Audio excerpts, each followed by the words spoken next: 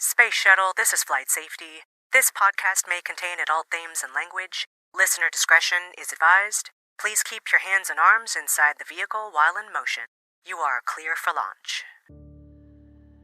The following paragraphs are from a fanfiction titled A Missing Branch by today's guest fanfiction writer, Lisbei. The sky went black. The blackness was absolute. There was no light. There was only buffeting winds, blowing Shu Yang around like a leaf in a storm. Beyond the howling and wailing of the wind, there was also a voice. Not the friendly tones he'd hoped for, but angry, sorrowful. "Leave me alone. Let me be." But Shu Yang persisted. He begged, he chased, he fought the wind, and finally he grasped something. At first he clenched his fists, but then he tried to be gentler, to make his fingers a cage for the small, fluttering thing. "Come back, come back. Come to me," he persisted, and a wave of pure energy slammed down on them both. It was pure force and sound, but only that. There was nothing else because he couldn't see. He couldn't see anything at all. It took hours. It took centuries. It took heartbeats. Shu Yang was never sure afterwards how long he lay on the ground in front of the coffin home before he realized that he was back in the mortal world, no longer in the spirit realm where he'd put Xiaoxing Qin's spiritual cognition. The only reason he knew was because he felt the dirt under his fingers, the sharp rock digging into his shoulder blades, the feeling of the sun on his face. He couldn't see anything, though. In fact, his eyes wouldn't even open. The sounds around him were strange, unusual. He could hear young voices, raised in angry protest, as well as another. There was a strangely familiar voice, repeating the same words, over and over. "Where am I? And what's happening?" It was a very familiar voice, but Shu Yang couldn't place it. It didn't sound like Xiaoxing Qian at all. Only when he heard someone, he was pretty sure it was Wei Wuxian, snarl, "Shu Yang, what have you done, you little bastard?" Did he start to suspect? Because Shu Yang couldn't see. He couldn't see anything. His eyes were sealed shut. He felt his face. There was a blindfold around it. He felt his clothes. There were floaty long sleeves he had never worn in his life. And Wei Wuxian's words didn't sound like they were aimed in his direction. As Shu Yang started giggling uncontrollably, laughing until his face ached and his ribs hurt, he reflected that this was the best joke of all, and it was on him.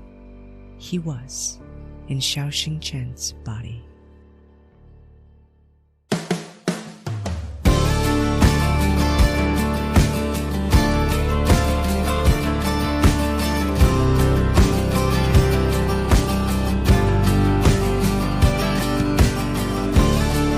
To the north, south, east, and west, four corners of the world, greetings from the wild, arid desert of the American Southwest. I'm your host, Chaos Blue, and this is the Fanfic Maverick Podcast.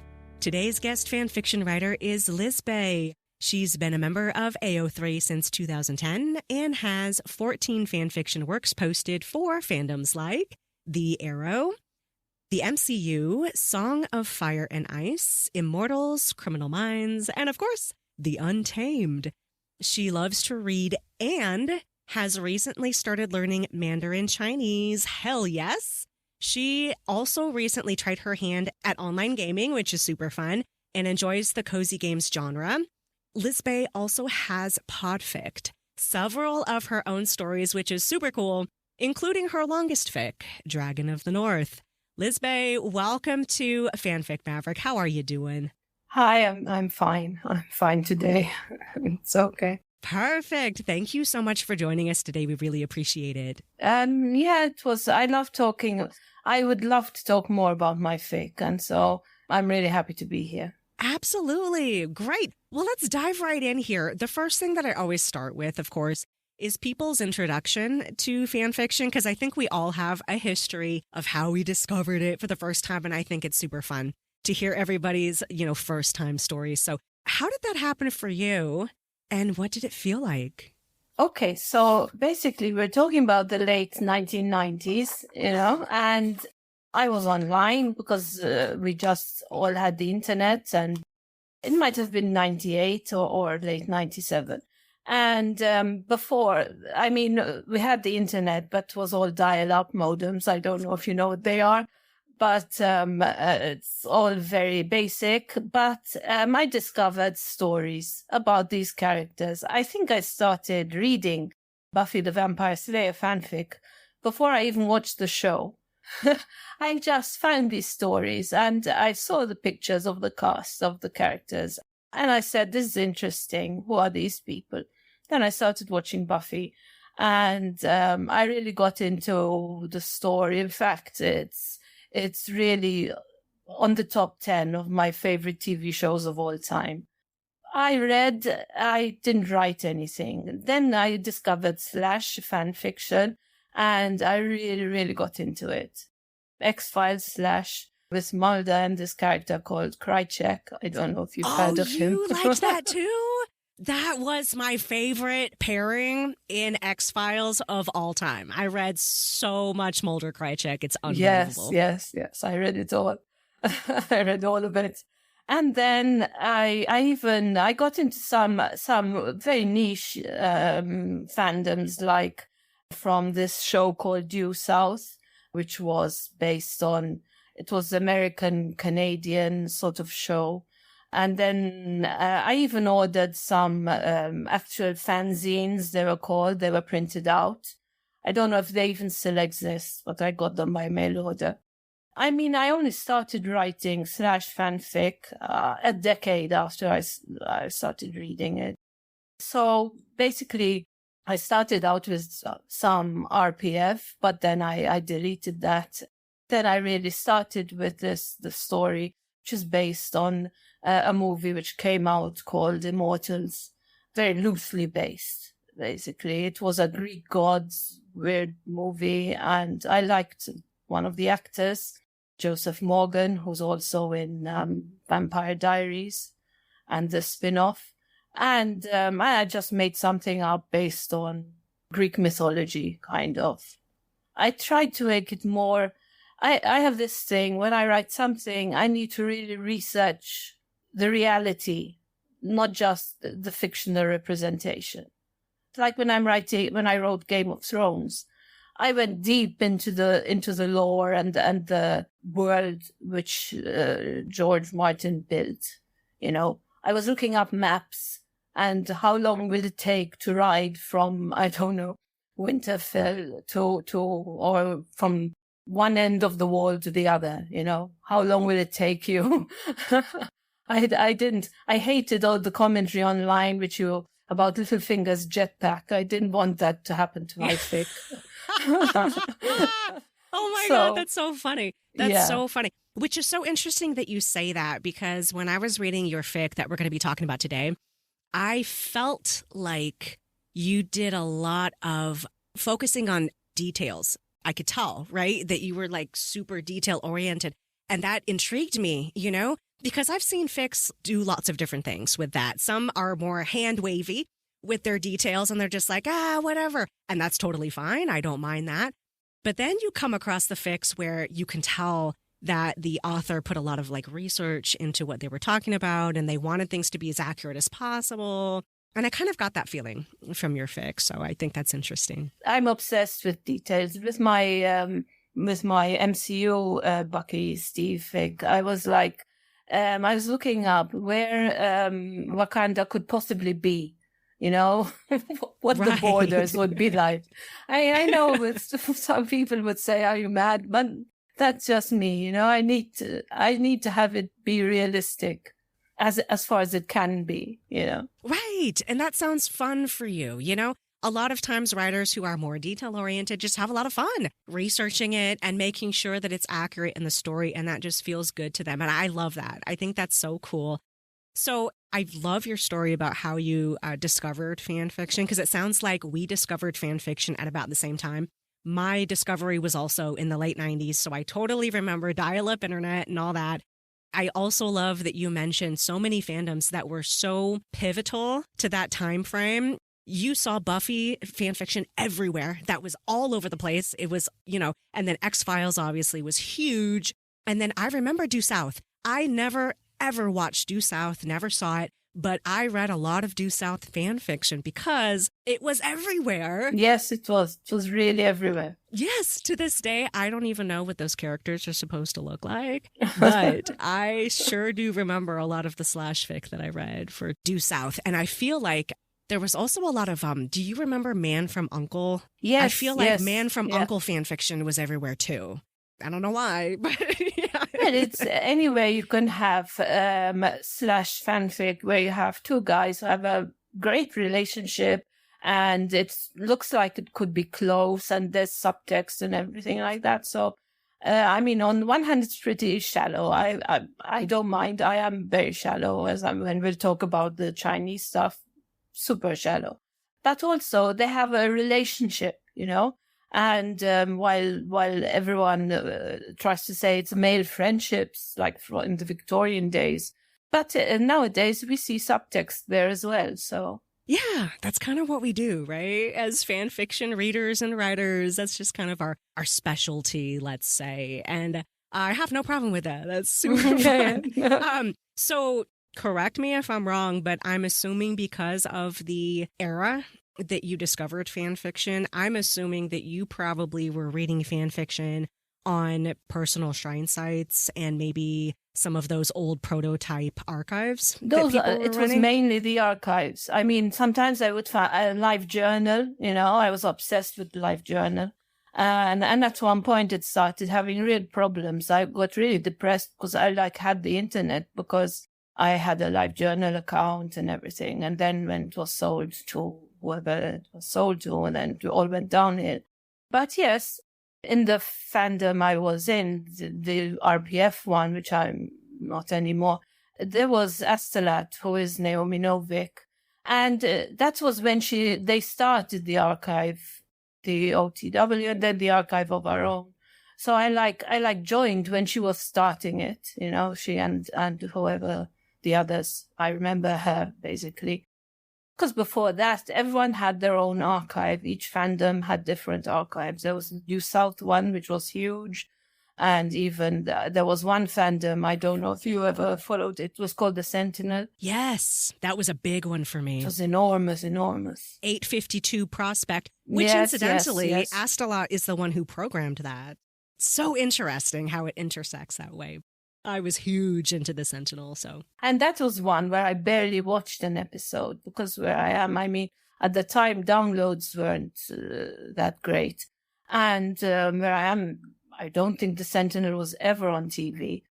Due South? No, not even Due South. X-Files, yes, because X-Files was so big. It was everywhere. And Buffy. But basically, I don't think I've watched an entire episode of the Sentinel. I just read all the stories that I could get my hands on. Yes, me too. I read years worth of, Sentinel fan fiction when I was in my early 20s.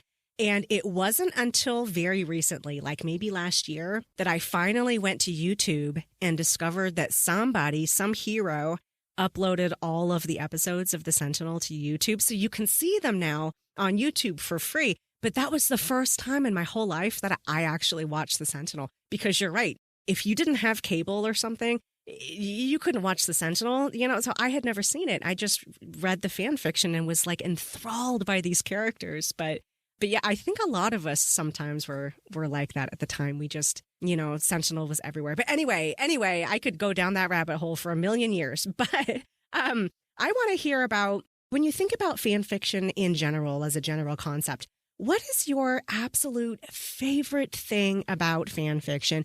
And then why do you write it personally, like on a personal level?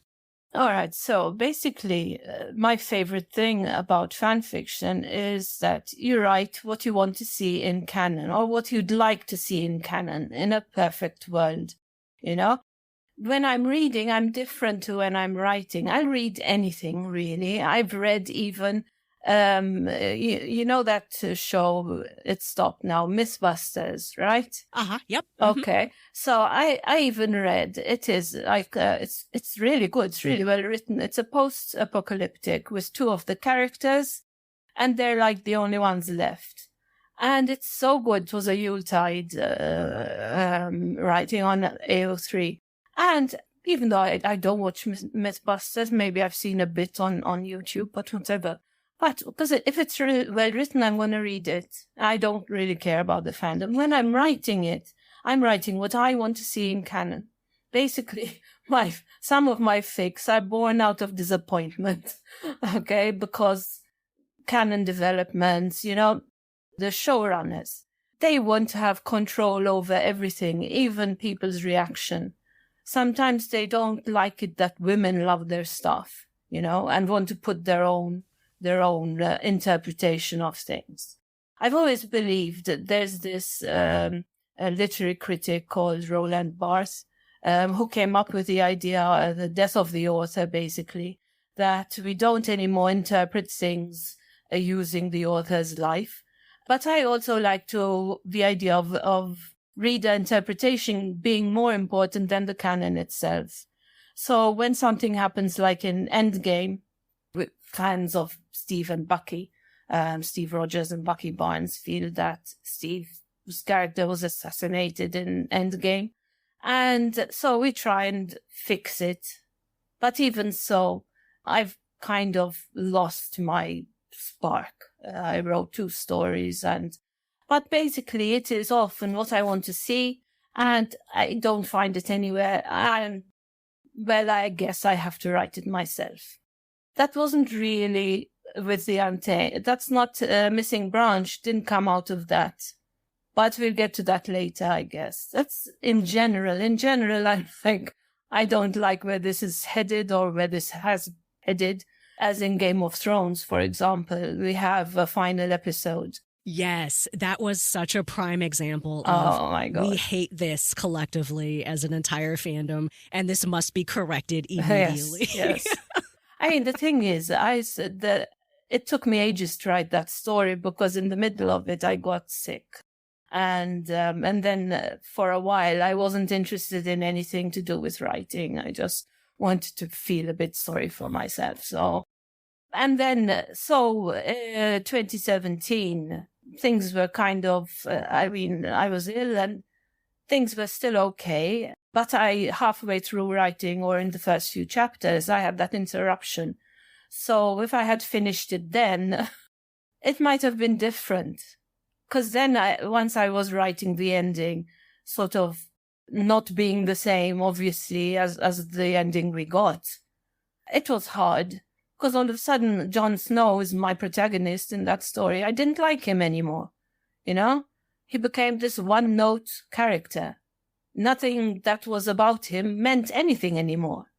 The Targaryen background meant nothing. So all the symbolism, what symbolism? It was just, I don't know.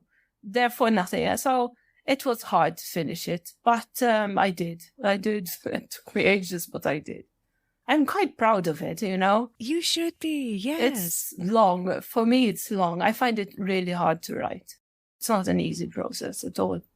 I envy those people who can just, produce chapters and chapters and chapters. I'm like struggling. Oh, I relate to that so hard. I'm the same way. I love to write, but I'm such a slow writer. And so, yes, I am so impressed with the people that can just pump out, these amazing chapters in a couple of hours. And I'm like, I could never do that. But that's the beauty of writing, I think, is that we're all different and we all bring different things to the table, different talents and different focuses and things like that. And even though we all approach writing a little bit differently, it's all still valid. It's okay that we're slow and others are fast. It's okay they're fast and we're slow. It's all good. I love what you said about what you love about fan fiction, because I think for you, it sounds like you really enjoy righting the wrongs in canon, which, there are plenty. I have so many things I agree with you on. Endgame, Bucky and Steve, I have 1,000 things to say about that. Game of Thrones, obviously. There's so many things to say about that. Yes. Oh my God. So yes, I completely share your points there.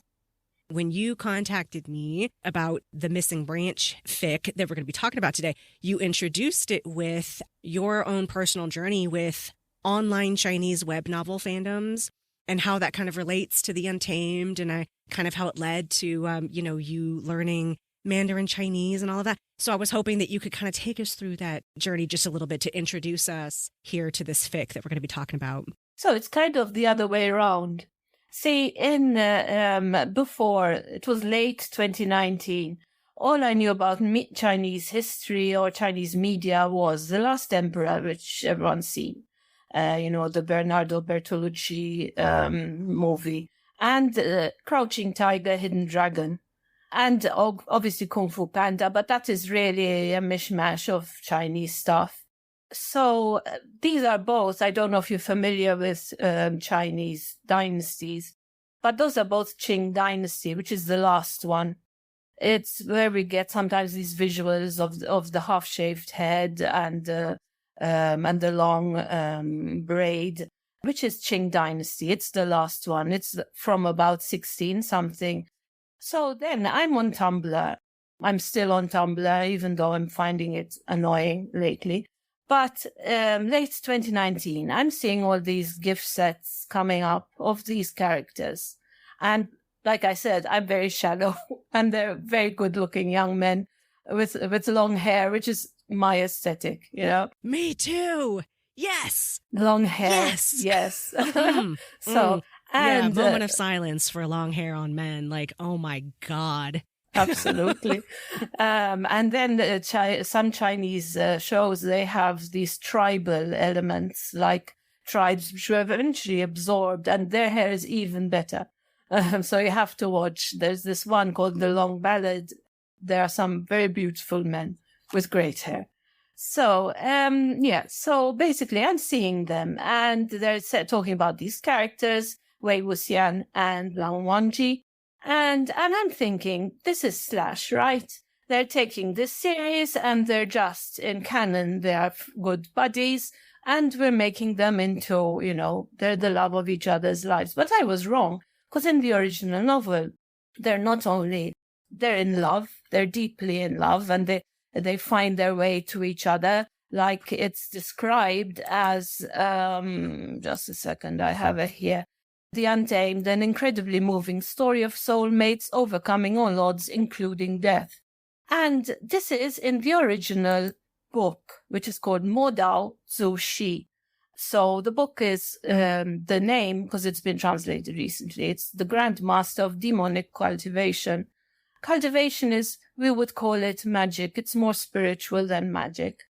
But that's how we can translate. You cultivate your soul, kind of thing. And this is the main character, who's called Wei Wuxian.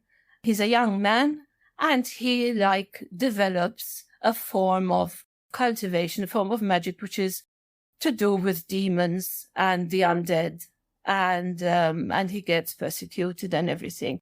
And so I was fascinated, because I was like, wait, this is for real? They have a relationship?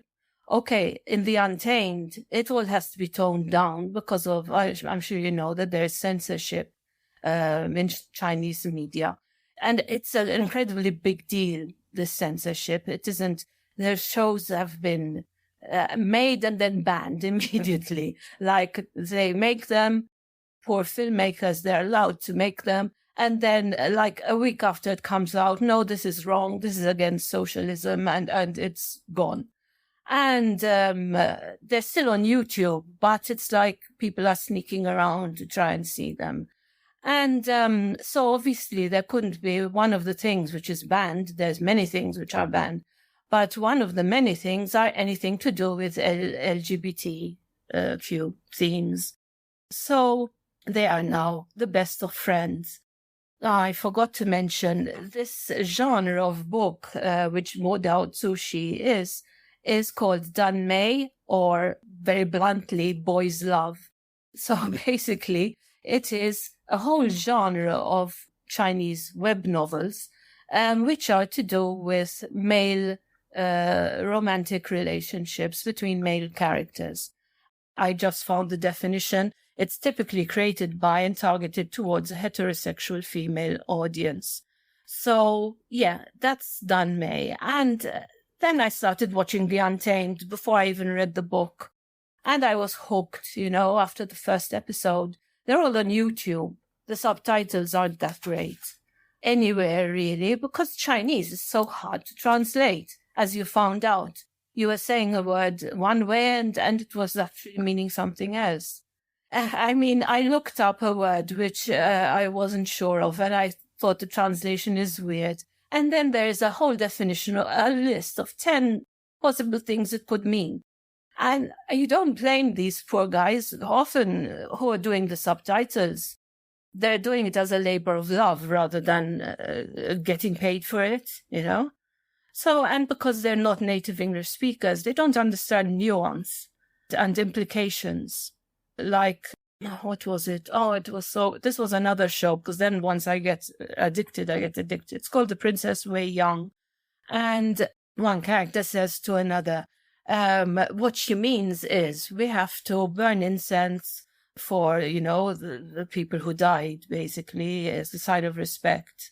Someone older who died, and we have to burn incense. What the subtitle says is we have to fumigate the elders. Oh, and my. It's like, a fumigate has a very specific meaning in English. And it's got nothing to do with religious, spiritual respect. And it's like, but how would they know, Well, sure. Like you said, these folks are doing their best. Yes, and fumigate, fine, there it is. We've got it. We nailed it. So anyway, so basically I watched the show. I'm not saying it's a perfect show, but the characters and the acting are great. The costumes are amazing. It's like all their budget went there. It's also, the thing is with Chinese shows, TV shows, there's a whole city, I think called Hengdian or Hongdian, I'm not sure. A whole city in China, which is available as a movie set and a TV set. It's like reproductions of the Forbidden City there. It looks like the real thing. So I'm half impressed and half not impressed, because if they could use that set, they didn't build their own sets. On the other hand, some landscapes are beautiful. So, yeah. So anyway, it's really, you see it and you say, wow, China. I'd really like to be able to afford to go and visit, because it is something else. I didn't know. These are things which were new to me, Anyway, so this novel, Mo Dao Zu Shi, it's been made into an animated version. It's in Chinese. Animation is called Donghua, and it's also on YouTube. And then it's made into, and the main character, Wei Wuxian, is incredibly a big deal, because the 2020 Olympics, which were then postponed, but they still call them the 2020 Olympics. Possibly they'd made all the advertising already. Each country would have like animated characters representing the athletes of that country. So in Germany, they had these like Max and Moritz type characters. I don't know what they have in other countries.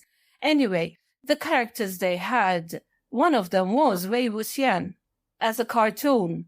He is an archer, because canonically he is an archer. And so he's a jokester. At first, when I first watched it, I thought he was a trickster type character, but like Loki, for example. However, Wei Wuxian is very kind. He's kind, and he's the essence of altruism, basically. Yes, he plays jokes, but they're never cruel jokes, sort of. And anyway, so he is this cheery, archer. And he's one of the animated characters representing China, basically. So he's a big deal. Even the advertising they had for the animated version. We had ice cream, cornetto. Sometimes it's weird, the Chinese adverts. They show the characters like actually eating a cornetto. And you're like, wait, what's happening? We're in ancient China, and now he's eating and what? And then you realize it's because there's no subtitles. Then you realize it's an ad. But it's like all this money being put into this show and the animated version, and then there was even a really cute one with chibi type versions of the characters. Yeah. Anyway, so I got into the Untamed. There was a fan translation, which I started reading that as well. So I got into all of these sea dramas. But basically, I always keep going back to the Untamed. You have these two characters, Wei Wuxian and Lan Wangji. I could talk for hours about this, and I wouldn't even start on my fic. So it's like, once you get into it, at first you're like lost. Because every character has 3 names, for example. They have a name, then they have a birth name, and they have a title. And there's the familiar name like, yes, Wei Wuxian, but Lang Wangji always calls him Wei Ying, which is a way of saying young Wei. The thing is, then you say, again, once again, you say, okay, Wei, but it's not his name, it's his surname. Wei Wuxian, the surname comes first.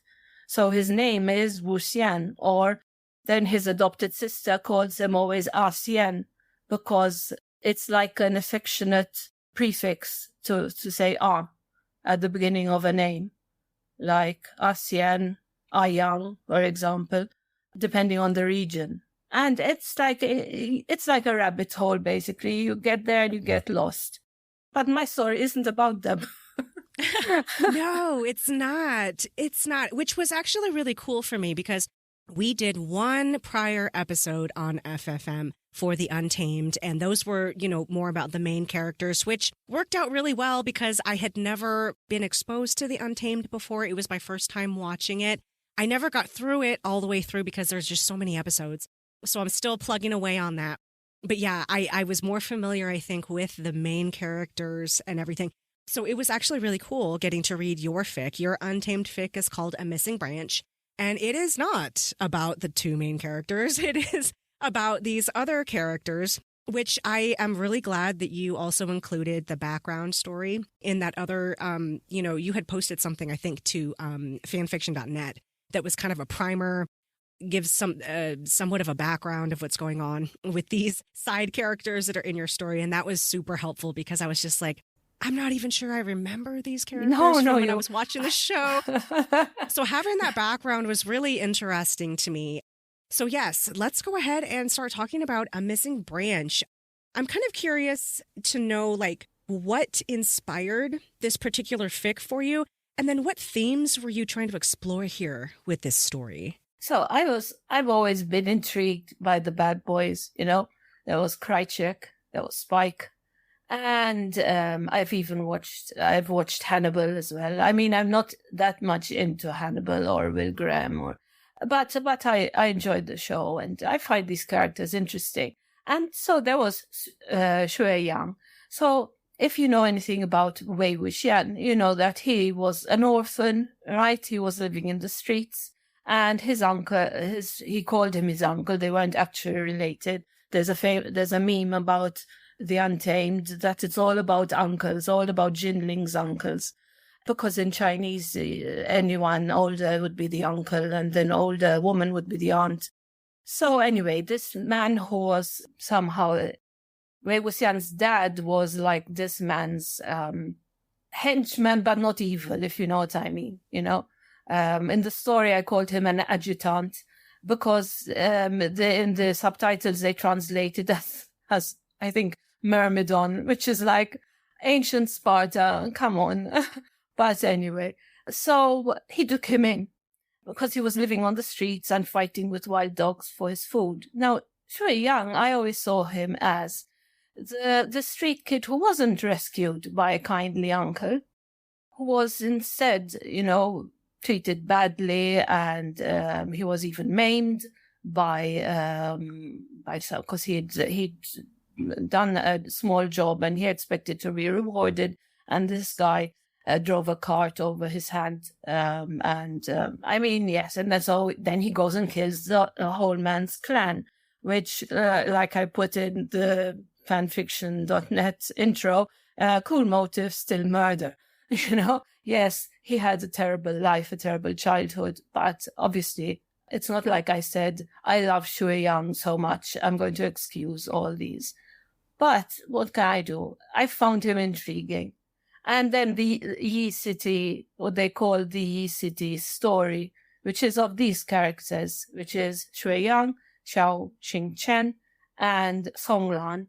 And I just felt that it's not like, unlike with Endgame and all those things, it's not like I'm disappointed because there was only one way this story could go.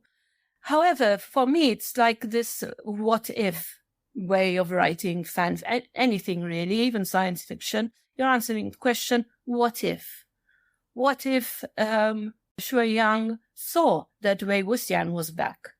What if he decided, this is how I can get Xiao Qingchen back?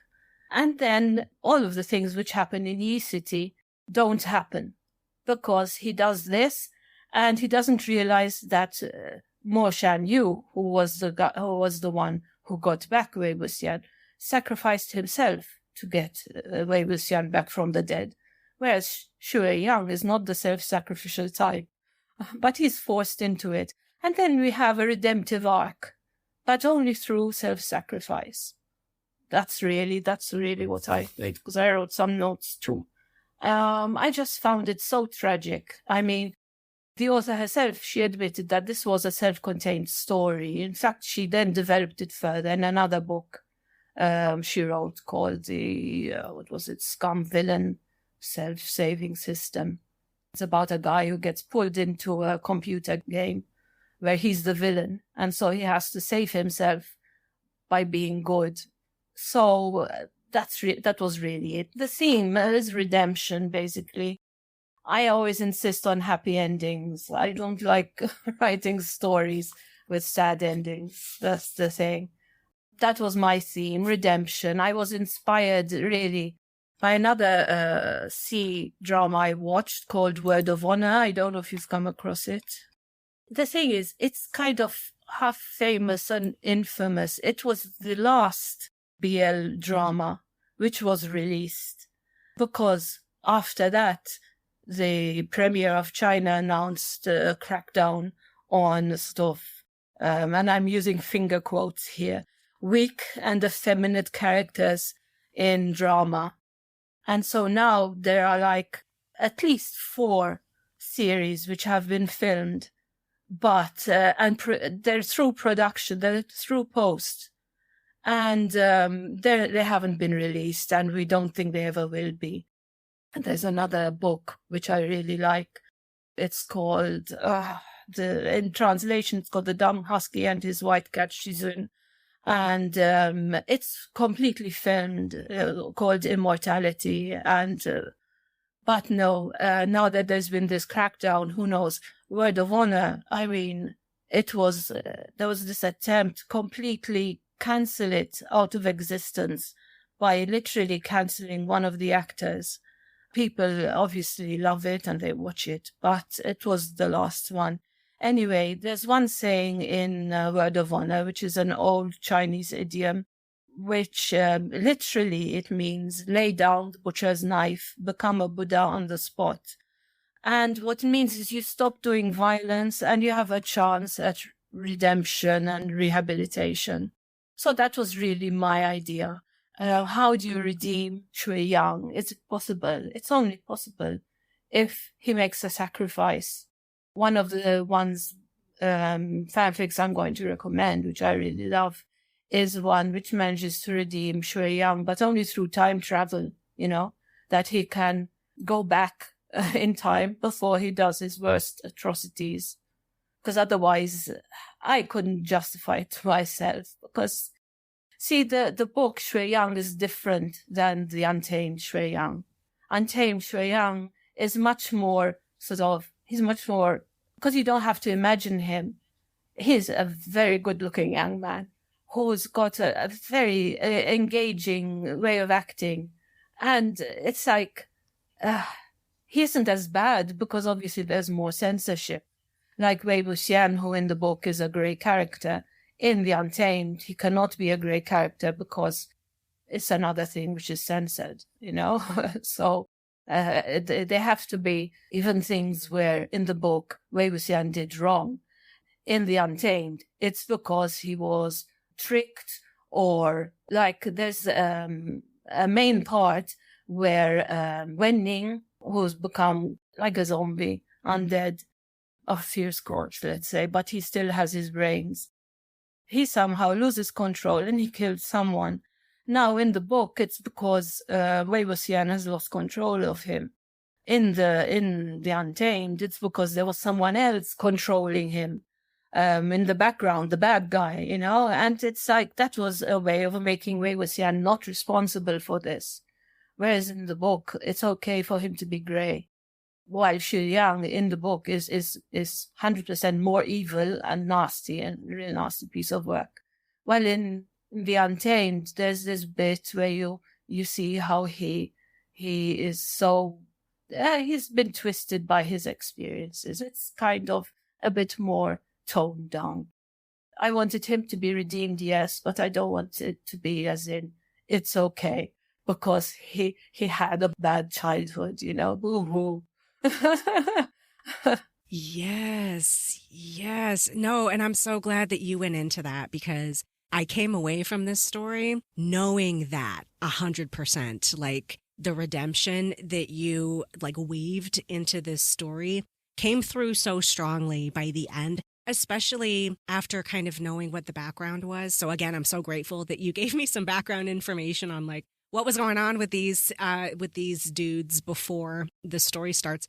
And when you know that, the background, and then you go through your fan fiction and you're just like, oh, like it was so satisfying to me, right? Because I love shady characters. Like I love the gray characters, the evil characters, like all of that shit. Like I love that.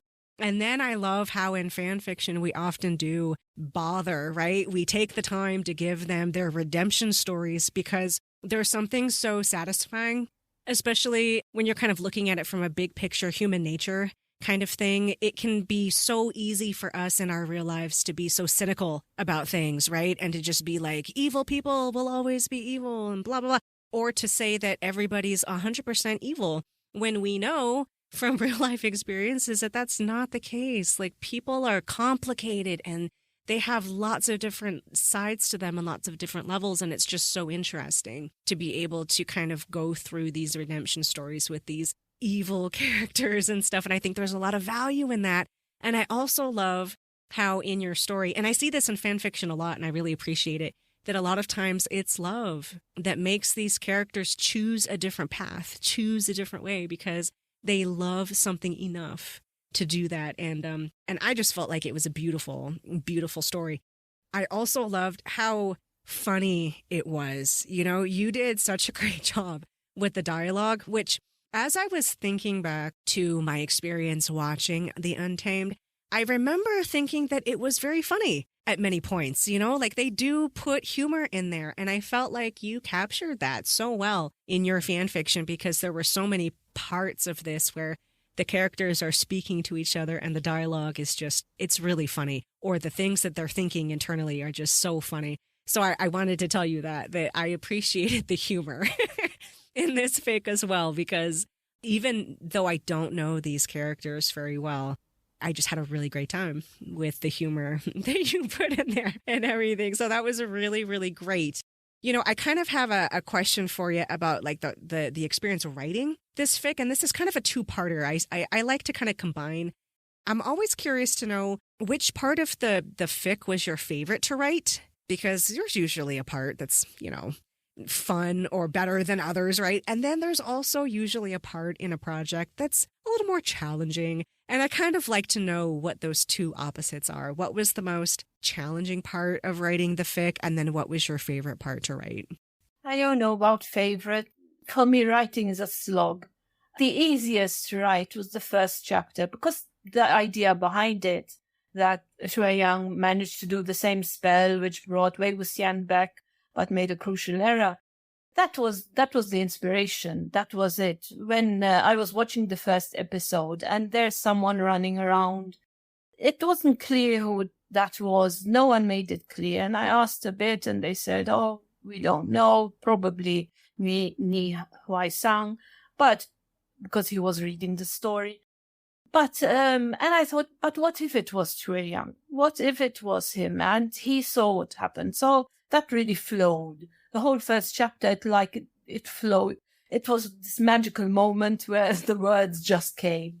And then everything afterwards was like, okay, all right. Because in the story, it's no wonder you didn't remember them, because both Xiao Xingchen and Song Lan are kind of, there's not much to them.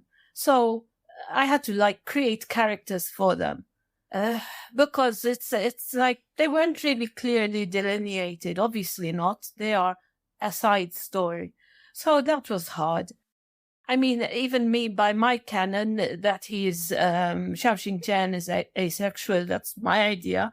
I have no idea if she even cared, if the author even cared about anything, because obviously her main characters are important, and then the other ones like Lan Shichen and oh my god, I can't twist my tongue around them anymore. When I read them, in my head, I hear it perfectly. Then when I'm saying them myself, it's like, no more. Yeah, so basically it was the easiest because of that what if aspect. And then everything after the beginning is challenging for me. Everything. Once I have a bit I wrote this, it was my most popular story before I wrote The Dragon in the North. It's called All the Difference. It's Arrow fandom. And I had this image in my head of a woman tied to a chair in the middle of a room. And that was it. That was the whole thing. That was the story. Then I started writing it. But everything after the beginning is hard. I have a few 100 words for 2 more stories. They've been there for over a year. I don't know. It's a battle. And sometimes I just don't feel like it, This is the whole COVID business. Some people, they got really inspired. While me, I never stopped working. We never, just a few months of doing the work I do, but remotely. And then once autumn 2020 came along, we had to go back to in person. So it's not like I had those long months of lockdown which others had, But anyway, I'm not the type who's going to be inspired and pushed. Conditions have to be right. And if they're not, then I can't write anything. I totally get that. I did not have any time either during COVID to do anything fun. So I get it. I get that sometimes when real life comes up and you have a lot of responsibilities in real life and stuff, it can be really hard to, it can be really hard to get through a project, especially when you just happen to be a slower writer, which I totally get because I'm one too. That can definitely be challenging, but I feel like you executed this fic so well, and I'm so glad that it got finished. I just wanted to say really quick that I really did enjoy the different tropes that were a part of this. You briefly touched on the body swap trope in there, which it kind of sounds like that was partially due to canon, like a canon mystery, which is really interesting because that was going to be one of my questions. Was that part of canon or did you just make that up? But it sort of sounds like it was inspired by something that happened in canon. So in canon, basically, Wei Wuxian, in the very first scene of the book and the Untamed, Wei Wuxian dies, and I mean it's not a spoiler. It's literally the first words of the book are Wei Wuxian is dead. Good, good riddance. And then 16 years later, he wakes up. Now, the thing is, in the novel, he wakes up in the body of someone else, this Mo Shan Yu. But obviously, for TV reasons, you can't have. You've said you've got this great actor, Xiao Zhan. obviously people want to see him as the newly reincarnated Wei Wuxian, not some other guy, or you have some other guy, because half, like 33 episodes, or no, a bit less, but anyway, let's say half the episodes are a flashback to Wei Wuxian's teenage years. So no one's going to care about the new Wei Wuxian if they've just spent 25 episodes with another Wei, you know what I mean? But in actuality, there's kind of a body swap in a self-sacrificial way, in that Mo Xianyu, because he wants revenge on his horrible family, he does this crazy spell, and he brings back Wei Wuxian's soul into his own, but then he dies. His soul is then destroyed through this process. He dies, and Wei Wuxian now inhabits his body. In fact, they often say this Mo Xianyu is shorter than Dio. He looks different. Obviously, he's a different guy, but still pretty. Obviously, he has to be. Everyone says how handsome he is. So obviously, the way I did it was a body swap, to take a trope, an old trope where they swap.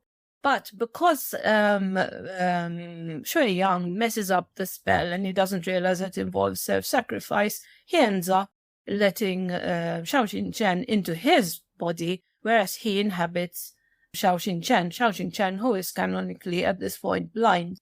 So it's like he's punishing himself. Yes, which I thought was so interesting. You wake up in someone else's body and now you're completely blind. But he seemed so unbothered by that, in the sense that he was just so happy that part of the spell worked, that he got his soulmate He got what back. he wanted. He got what he wanted. Yeah. He wanted his Dao Zhang back, and that's Shu Yang. Once he gets what he wants, he's not going to make such a fuss about it, you know?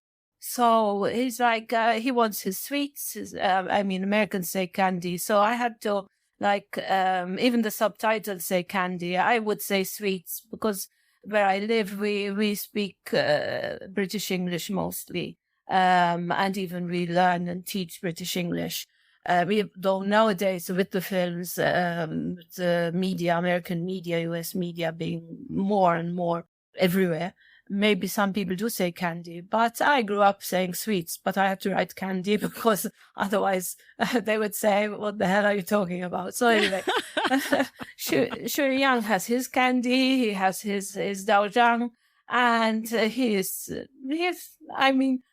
I wrote him as supremely unbothered by this. Yes, because he got what he wanted, really, which is all he wanted. He wanted Xiao Qingchen back. Exactly. And once he got that, he just seemed pretty content, you know, and then you kind of build it out to the last arc of the story. And it was great. I won't spoil it for anybody, but it was so great. I wonder if you thought it was total crack, those last two chapters. No. I mean, 26 years of reading fan fiction, nothing surprises me anymore. And I was just like, oh, this is so perfect, you know, especially to see them all together, you know, at the end. And it was just this beautiful moment of, all is right with the world right now. This is exactly what you would want to happen. So no, it was perfect. It was a perfect ending. I am wondering if there is one question you wish somebody would ask you about your writing or your project, what would that thing be? And then how would you answer that? To be honest, at this point, I wrote down some notes to answer these questions, but it's a bit blank. I welcome any and all questions about my fic, because no one asks me anything about anything. I can't in real life. I can't really discuss it because no one knows the fandoms, or they don't care about fanfic at all. So anyone wants to ask me anything, they're always welcome. Although one question I'd like to, hey, can I podfic your fic? Or, hey, can I draw art for your fic? Yes, 1,000 times yes. Oh, so that's always welcome. Always welcome with Lisbei. You can always ask her if you want to podfic her stuff or do fan art. That is always fun, right? When people want to do works based off of yours, that's always fun. But I mean, even discussing it. I love it, I love to discuss because I don't write in a vacuum. Ultimately, yes, I write for myself, but if I didn't want people to read it, I wouldn't put it on AO3, I just keep it for myself. So Exactly. Well, it sounds like people can find you on Tumblr then if they want to submit asks and things like that. yes, So yes. keep that in mind, everybody. When we end off here, we always end off by, leaving a few minutes at the end to shout out any other fan fiction writers that you want to talk about real quick. So I just wanted to leave the floor open here for a few minutes if there are any other fan fiction writers you wanted to mention real quick. Yeah, so I have, and then I could send you the links by email. There's this one on archive on AO3. She's called Ariaste. That's Ariaste. She writes a lot of Untamed stuff.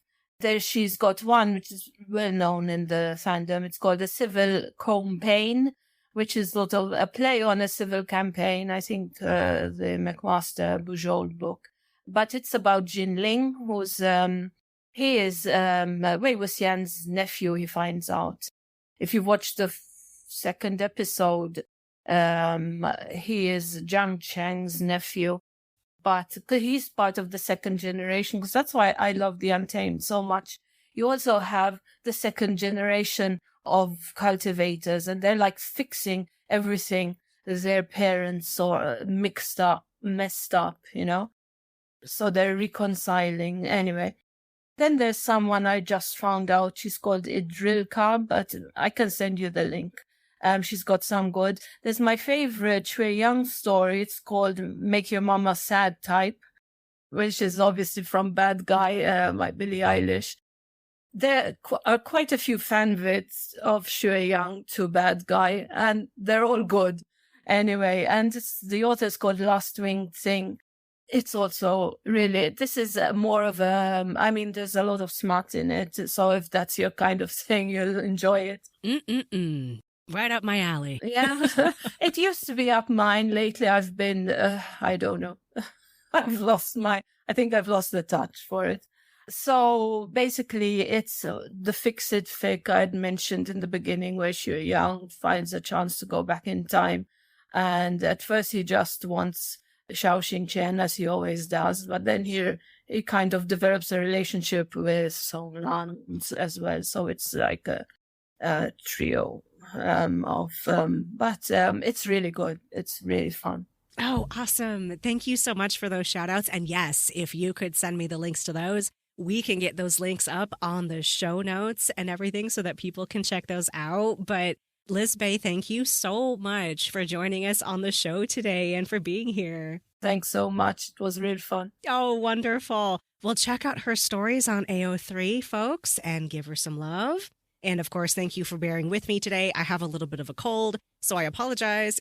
Things sounded a little crazy and weird on my side today, but you can find the Fanfic Maverick online at fanficmaverickpodcast.com, on Tumblr at Fanfic Maverick Podcast, on Instagram and Twitter at Fanfic Maverick, and I can always be reached at fanficmaverick@gmail.com. Thank you all so much for listening. Don't forget to subscribe, and I will see you next episode. In the meantime, keep on rolling.